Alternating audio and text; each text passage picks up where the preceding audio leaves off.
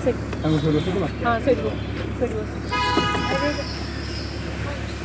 करागला पिटी पिटी हत्या करागला एकाधिक लोकंकर संपृक्ति वीडियो मध्य गोटे पर गोटे सामना को आसिला अमानवीय कांडर ये गोटे चरम जो रही कथा सामना को आसिला लोके प्रत्येक समय एक को लेकिन लोकंकर मानविकता को लेकिन प्रश्न कले से भली क्षेत्र में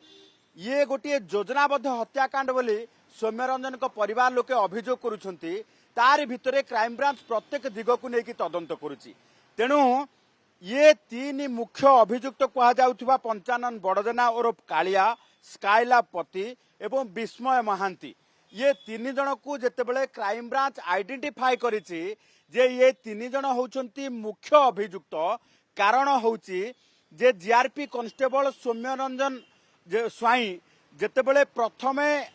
लोकंकर माड़र शिकार हेले अर्थात घटना जोठू आरंभ होला ये तीन जन प्रथम ही थिले आउ ये तीन जन किए गोड़ हाथ बांधी पकई तो किए माड़ मारी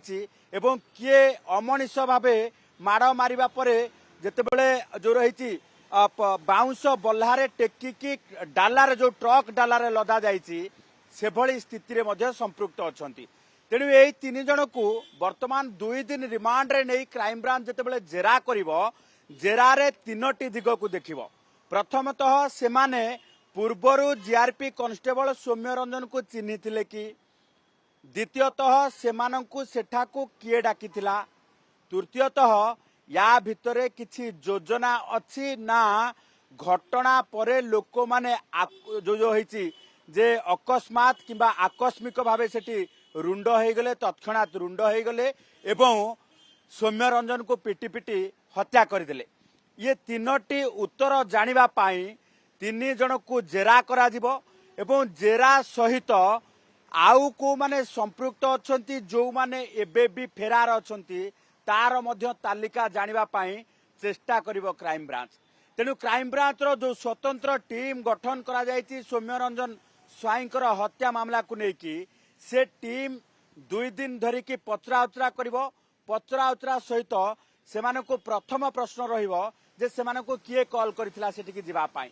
एवं पहुंचवा परे से सौम्यरंजन को चिन्ही थिले कि आगरू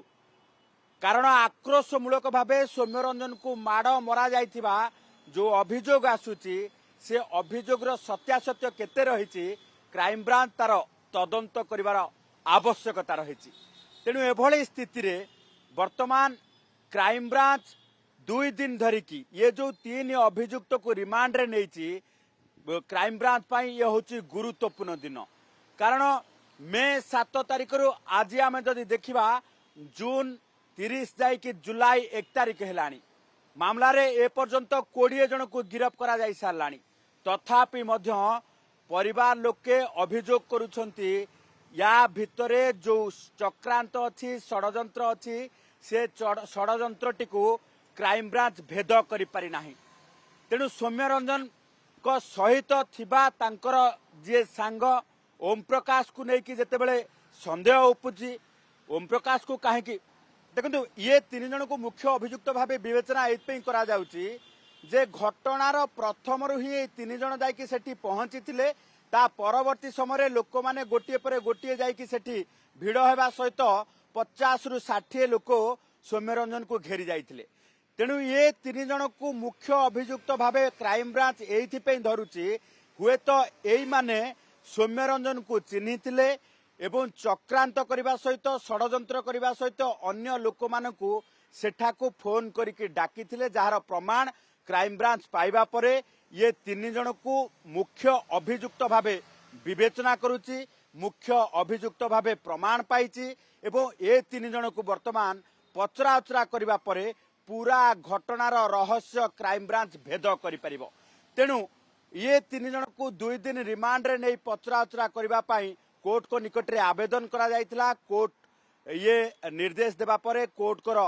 जो रही आवेदन कोर्ट ग्रहण करबा परे वर्तमान आज झारपड़ा जेल रु 3 जन को निया जायछि कटक क्राइम ब्रांच को ऑफिस को जोठी सेमानंकु 2 दिन धरिकी गठन हेतिबा स्पेशल टीम जेरा करिवो